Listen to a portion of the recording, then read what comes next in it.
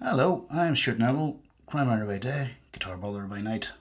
Tonight, we're going to see if I can find some love for my 2009 Les Paul Junior.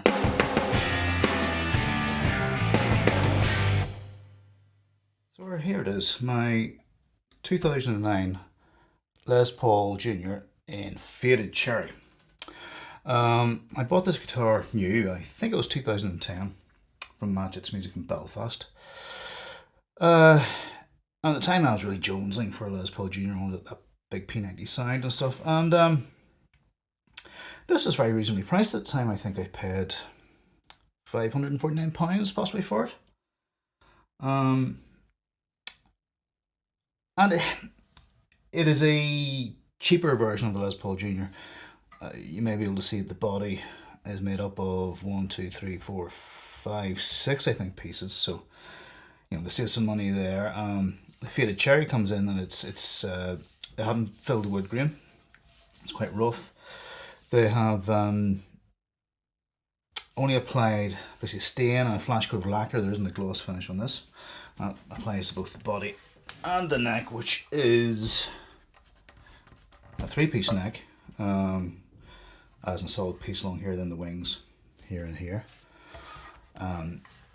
But where it shows is in the playability, and this is why in the 10 years I've had this guitar, I have never really bonded with it.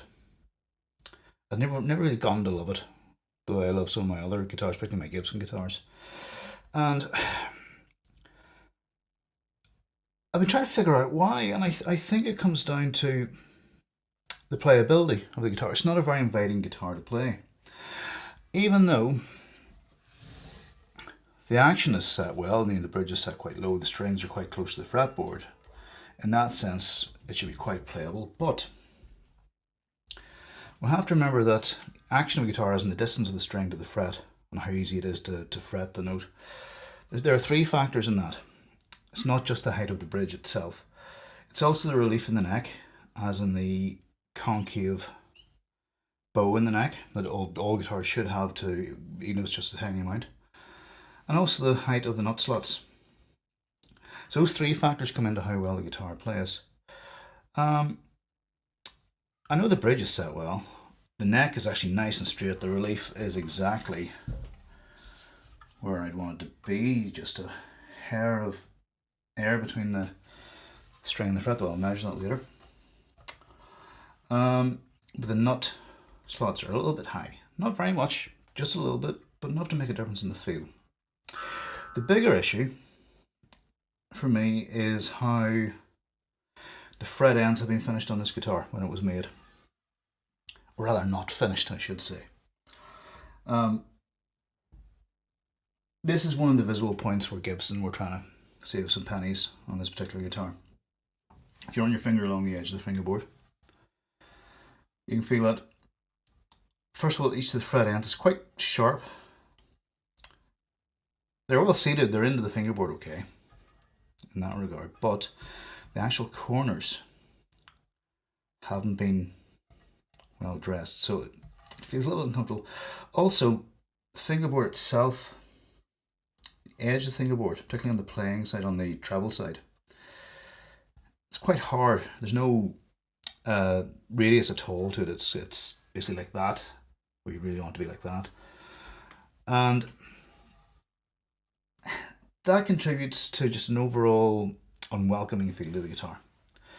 So those are the things I'm going to try and address tonight. I'm going to see can I smooth out those fret ends a bit, as well as roll the edge of the fingerboard and file down the nut slots a little bit to make the whole thing a bit more pleasant to play.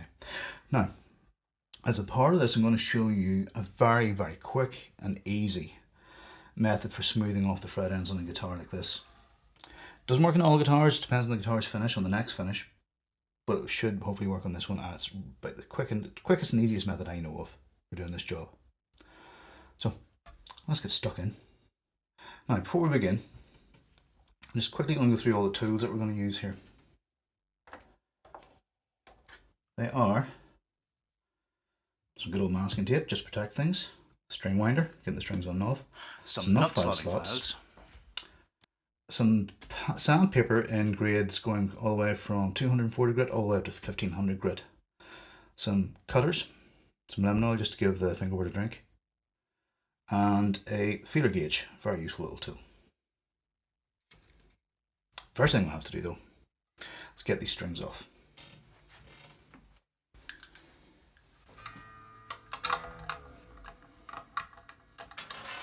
And I'll just give us a quick dust off. It has been hanging neglected for a while, the poor thing, so we'll give it a bit of a clean.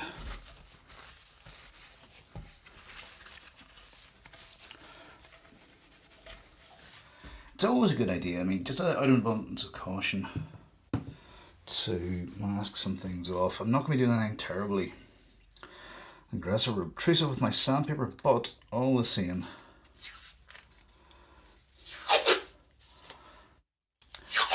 never hurts to be careful.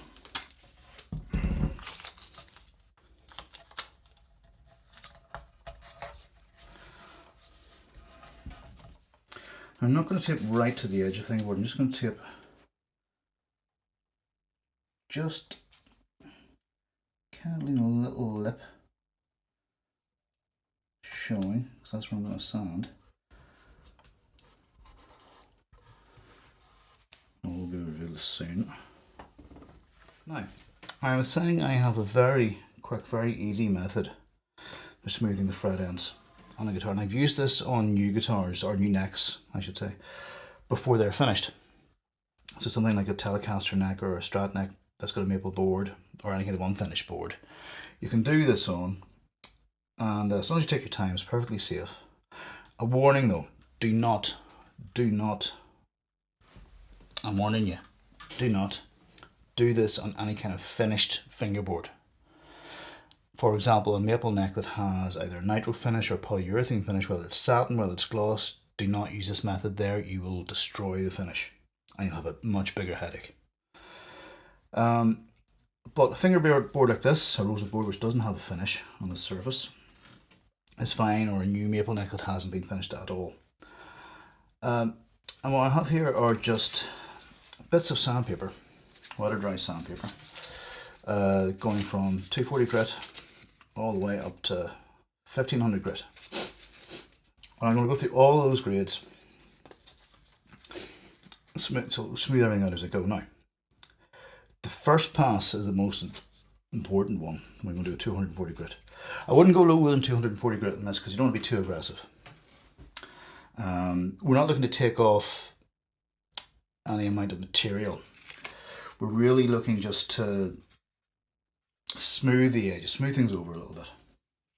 So, process is pretty simple. All I do is take a bit of sandpaper, wrap it around my middle finger like so, similar to what you'd do if you were rounding the frets after a fret level and crown. All I do is holding the guitar like so, is run my finger with the sandpaper along the edge of the fingerboard at a roughly 45-degree angle. Now I'm going to take the neck rest out of the way because it's more hindrance than help. And it's just a motion, smooth motion up and down the neck.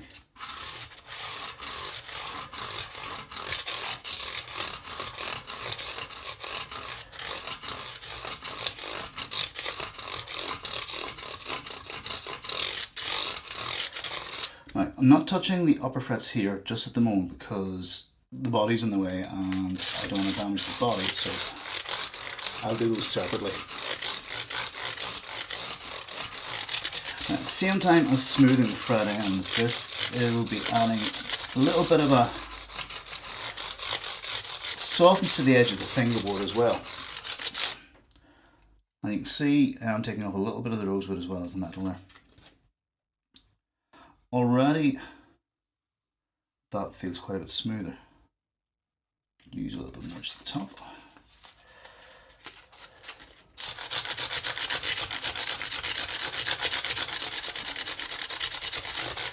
Now, I'm not really worried about scoring anything with fretboard here or anything, because as I move up the grits,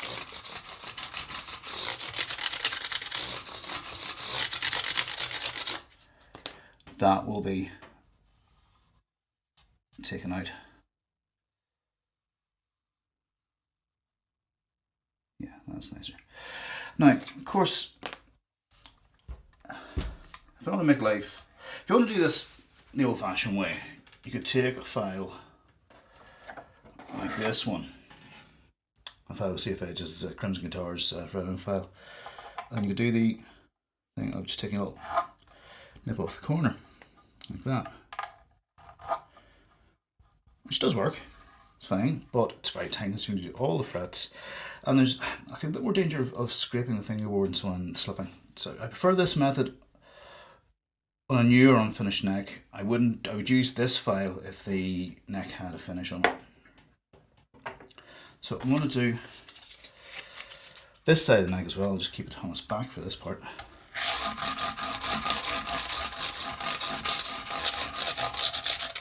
I can get there.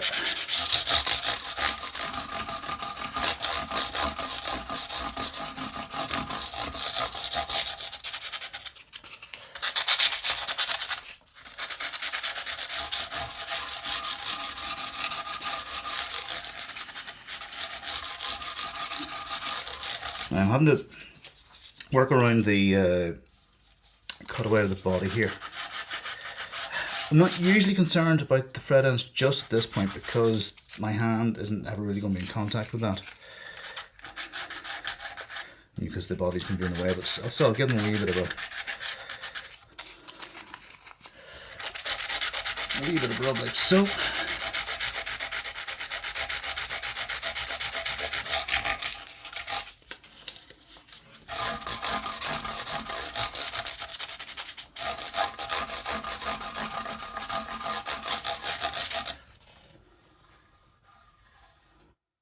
It's a little rough there.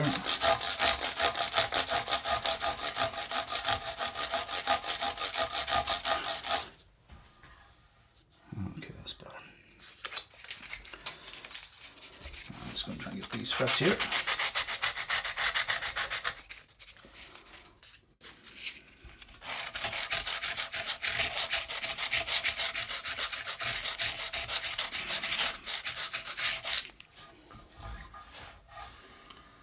Feels better. Now I'm just going to work my way up through the grits, doing the same operation over and over. I should have to spend a little bit less time as each grit goes up because it'll smooth out and there'll be less material to work on as I go. So again, the same process, just up and down the fingerboard using the sandpaper wrapped around your middle finger to make it kind of a cushion tool, if you like. A bit like myself.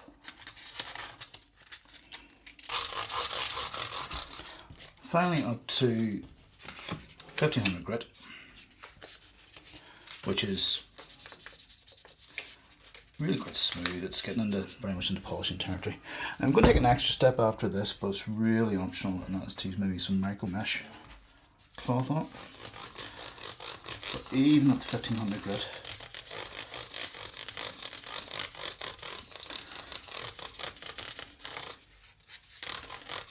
it should be a nice polish, nice and smooth.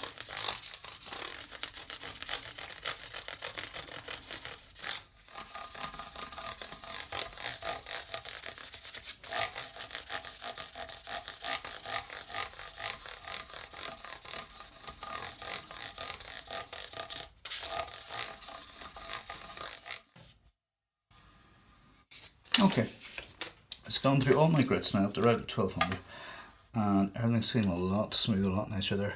The only place I've had a problem really is these upper frets on the bass side. Because they're overlapping the body, I can't quite get the necessary movement to get them as smooth as much as I'd like, but it is improving what it was. Also, my hand's not really going to be in contact with that, so it's not a big deal. Likewise, just these last few frets here, but everything else is feeling nice and smooth. This is kind of an optional step.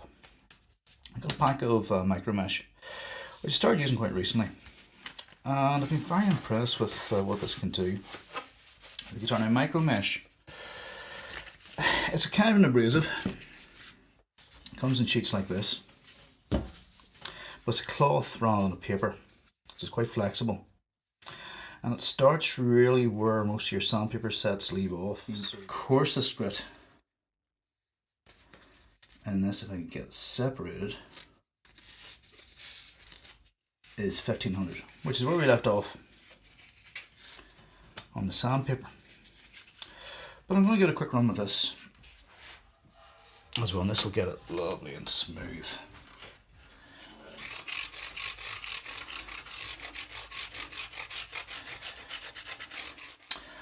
I worked my way up to 12,000 grit in the micro mesh cloths, pads, and yeah, everything's nice and smooth and shiny, which is lovely. I'll put my neck rest back in here. So my next step for the frets is just to polish them a little bit. Again, the frets weren't terribly well finished from the factory. They didn't take the time to polish them terribly well. So the tool I'm going to use for that, I'm sure you've seen these, it's Jumac and places like it, is a set of fret rubbers. These particular ones come from Crimson Guitars, from whom I buy quite a few tools. They come in different grades. We've got coarse, medium, fine, and super fine. So we'll start with the coarse. I don't think it's necessary to mask off the fingerboard for this process. I'm just going to run this up and down the fingerboard. Whoops. Just going to run this up and down the fingerboard a few times and move up the grades of these as well.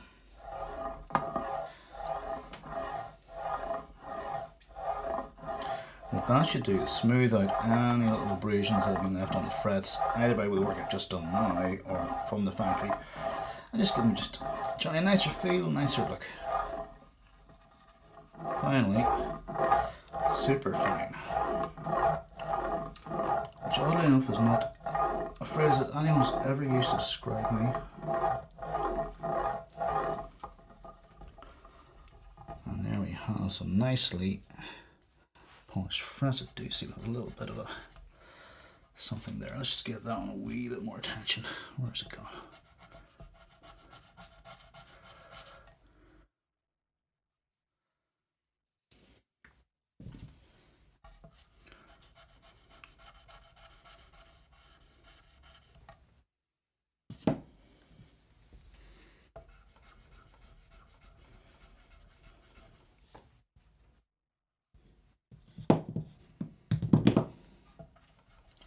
That probably wasn't strictly necessary, but yeah, everything's getting nice and smooth now. One last thing I'm going to do before we put the strings on this is, again, very much an optional step, and only if you have the right file for it. It's a thing that you'll see PRS guitars tend to have. It's just taking a file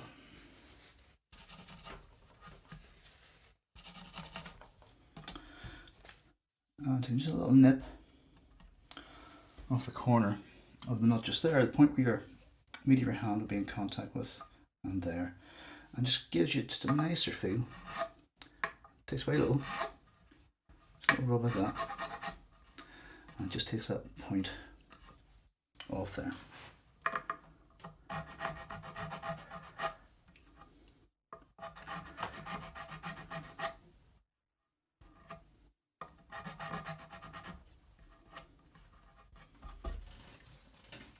Okay, so now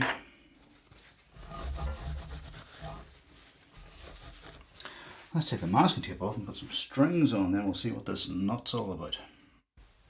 So we're going to try and get you more of a close-up view of the nut slot filing operation. As I have my very nice nut slotting files here, made in Japan. Now, you may have seen files that look like this on eBay, Amazon, anywhere that sells cheap stuff. You'll see for sale. These ones are branded Costco, these nut files. I don't know if I was unlucky,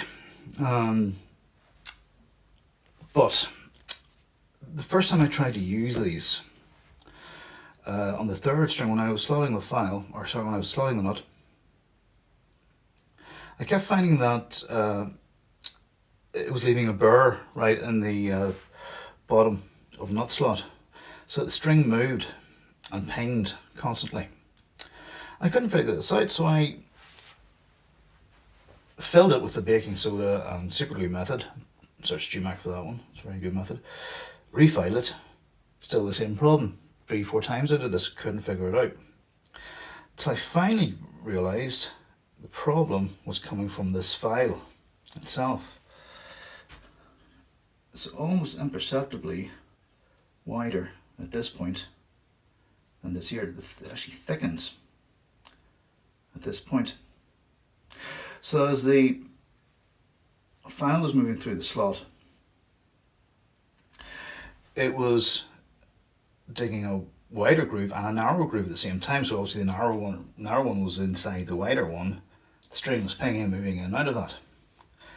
And that caused me a lot of grief. So it was one of those lessons in don't cheap out, get the right thing for the job. I've kept these around, I'm not sure why, they probably should go in the bin, but lesson learned. Anyway, a lot of people might be quite nervous about slotting a nut or deepening the slot of a nut, but I find it's one of the best methods for getting a guitar to play better. As I said, there are 3 aspects to a guitar's action. The height of the bridge is only one of them. The other 2 are the relief in the neck, which is fine on this guitar, and the third is the height of the nut slot. Now if you like it higher, that's fine. I like it quite low. But it's one of the things that can make the biggest difference to the feel of a guitar, particularly down around the nut. You know, you can raise the bridge all day. If it isn't right here, it won't be right here. And I always say that on a guitar, either everything's right or nothing's right. Everything works together to make the guitar play well or badly. And if one thing's off kilter, then everything might as well be off kilter. It all has to come together. Now, our next most important tool on the files themselves is our gauge, our feeler gauge. And we use this to determine what height the nut slot actually is, what the clearance, we measure the clearance above the first fret. Let's move that slightly into view. We measure the clearance of the string over the first fret. And there are different standards for this. Gibson have their own standard, which is a bit higher than I would set it. Dan Erlewine, for example, in his guitar repair guidebook, I can't remember the title, has it much lower than I would. For me, I like to have the clearance set at 0.010 on the first string, then going up 0.001 each time to 0.015 at the 6th string. And the way we measure that is pretty simple. We take our feeler gauge, we find the appropriate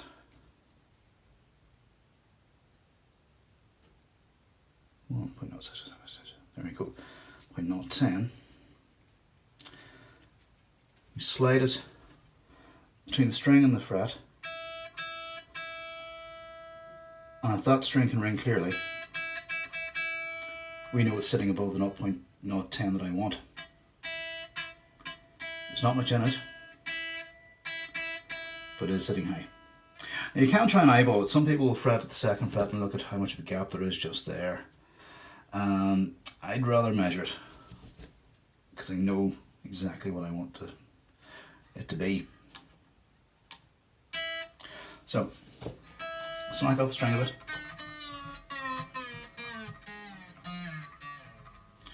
Move it out of the way. Now, it's quite tricky to get 0.010 no file slots. This one, as you can see, is quite flexible, so I have to be careful with it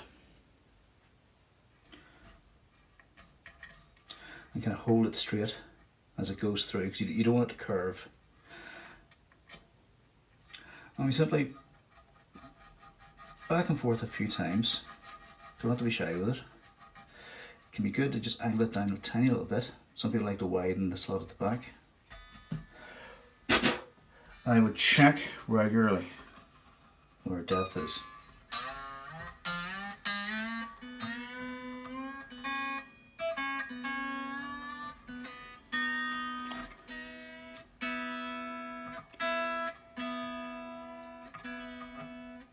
It's important to make sure the guitar's in tune when you check this, because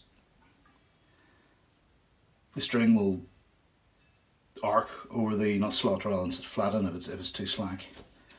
So we'll just take that measurement again with our 0.010 feeler gauge.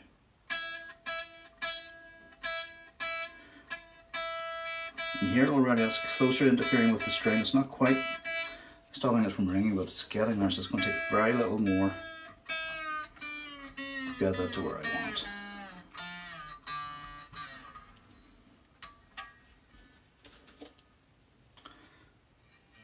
So I'm not going to do very much this time at all. And just roll it to the back a little bit.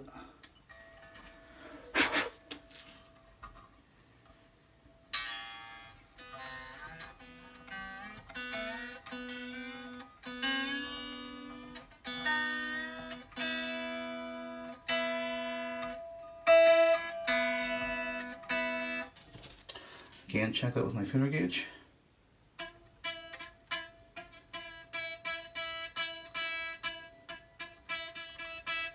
And you can hear the string is just about in contact with that. So that means that it's set to more or less the 0.010 clearance that I want. So move on to the second string. Again, we want 0.11 of an inch on this one,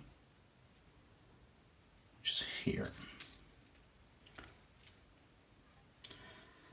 And slide that over from the first string under the second string. You can tell, not far off, the string is ringing clearly, so it wants to come down a little bit.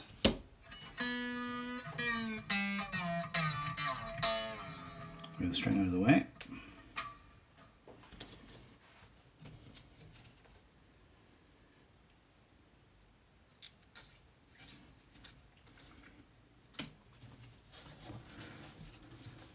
So I'm using a 0.013 file.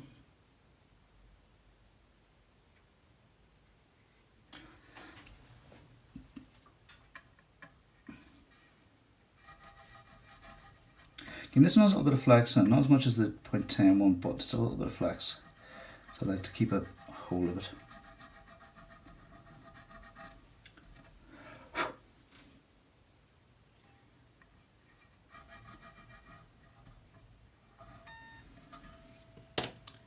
Again, I'm not doing much at a time, I'm going to check it very frequently.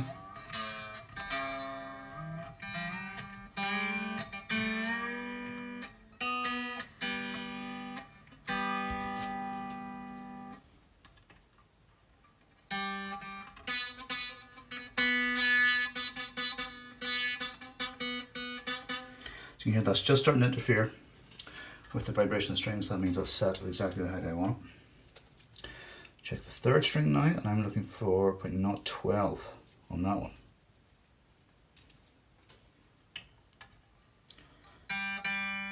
So again, that's ringing clearly there, so I can take that down a bit.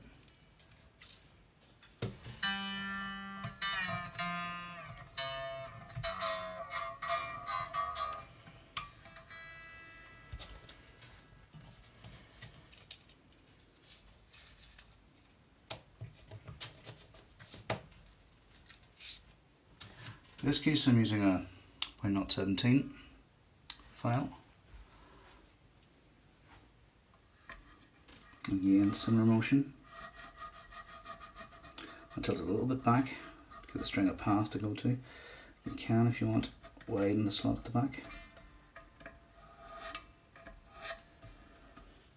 Now, you don't have to be afraid of messing this up. Obviously it's better if you don't mess it up.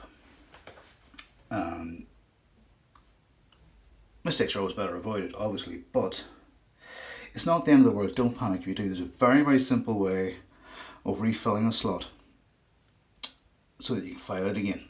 You can have a second crack at it. and that is to use a mixture of baking soda and super glue packed into the slot, which will harden like cement basically. So I use to refile the nut. And there are plenty of videos online for doing that. There's a very good one with Dan Erlewine from StewMac showing you how to do it. It's a really handy trick, and I've used it plenty of times. I've even used it to repair a writer template with it as well, believe it or not. Anyway, let's see where we are.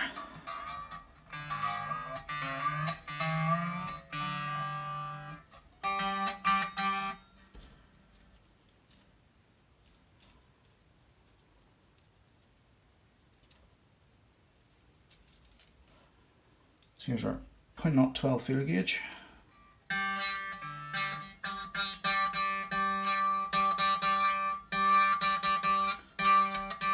At that point you can hear just starting to interfere with the string. That's good. You're very lucky getting on right first time here. Fourth string, let's see where we're at with that. On my fourth string I want a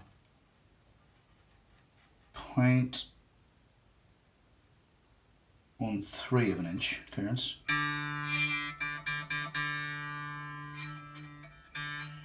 It's a bit further away on the other strings have been, but still should be much work to get to where I want it. Move the string out of the way. This time we want a 26 gauge. Not a sliding file.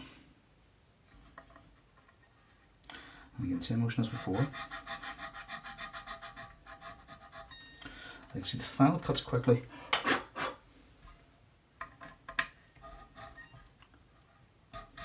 It really only takes a few strokes to do it.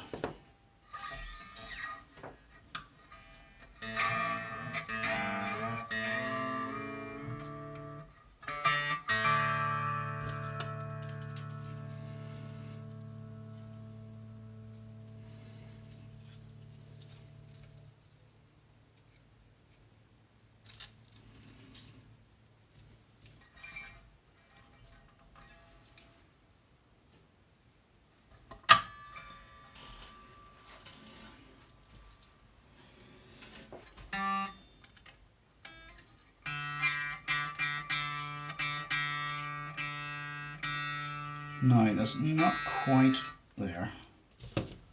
I'll take a second go with that, but really very, very little at all.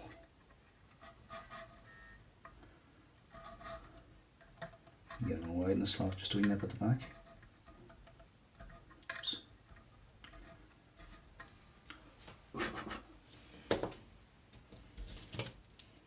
Tune up again.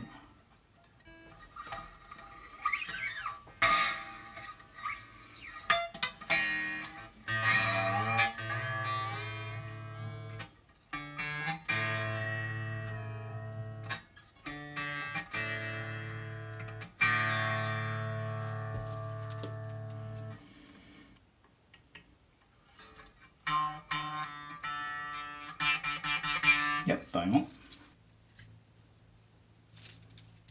Right, for the fifth string on the 0.014 clearance.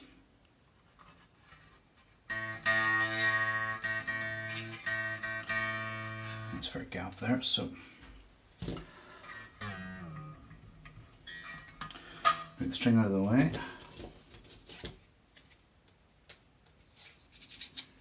This time I want my 0.036 file. It's here. Just going to clean this a little bit.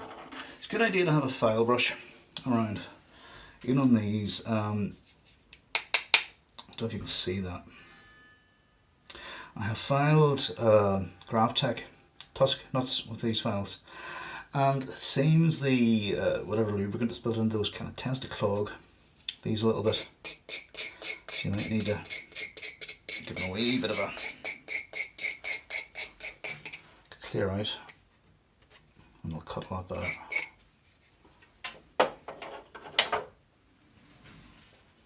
So, again, same as before.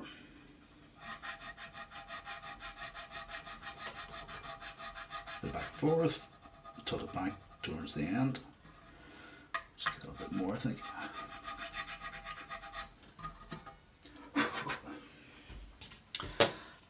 suspect that's not going to be enough, but let's just check and see.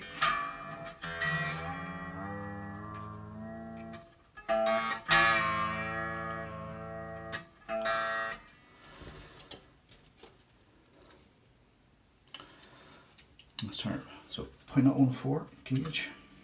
Try from the side maybe.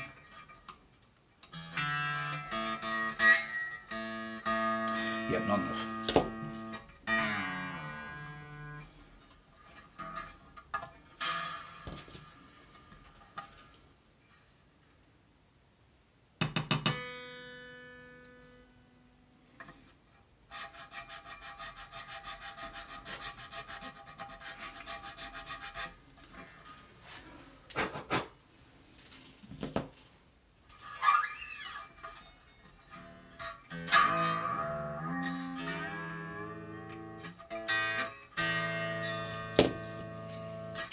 Check once more the feel gauge. Still not quite there.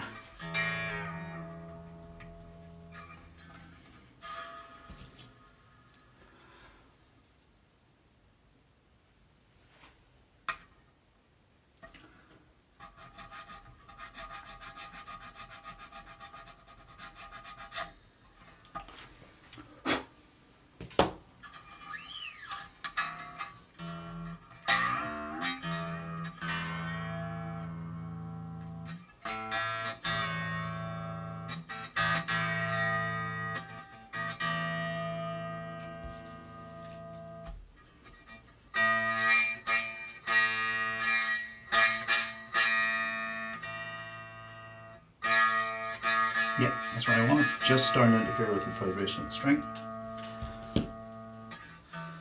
So in this string, 1.015. It's quite a bit away there.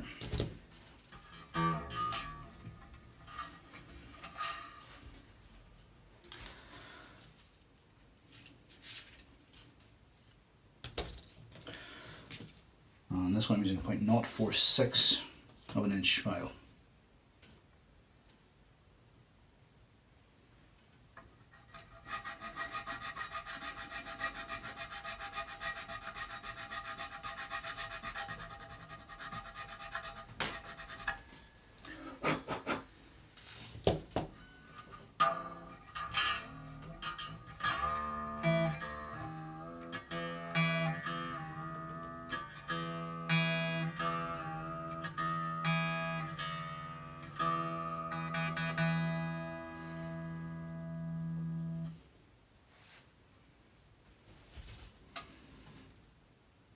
.015. Still wants a little bit more.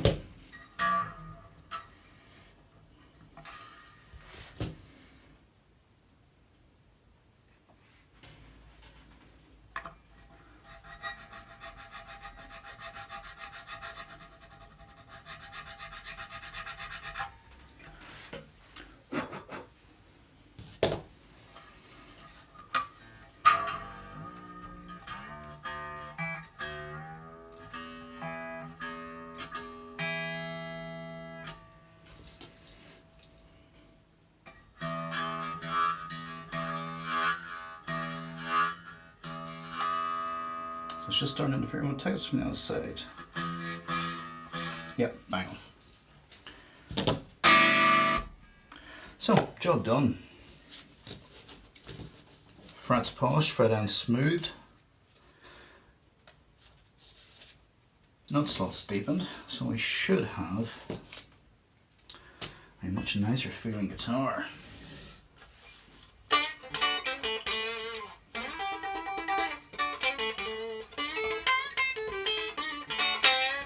Nicer feeling, not necessarily in tune though.